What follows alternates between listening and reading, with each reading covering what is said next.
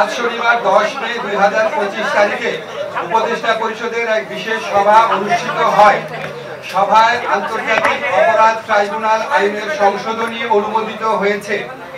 সংশোধনী অনুযায়ী আন্তর্জাতিক অপরাধ ট্রাইব্যুনাল কোন রাজনৈতিক দল, তার অঙ্গ সংগঠন বা সমর্থক গোষ্ঠীকে শাস্তি দিতে পারবে।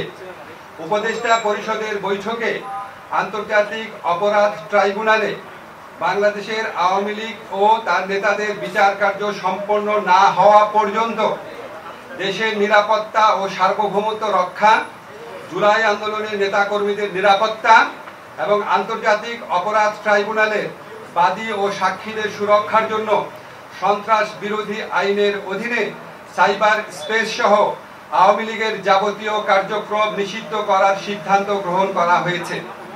এ বিষয়ে প্রয়োজনীয় পরিপত্র পরবর্তী কর্মদিবসে জারি করা হবে।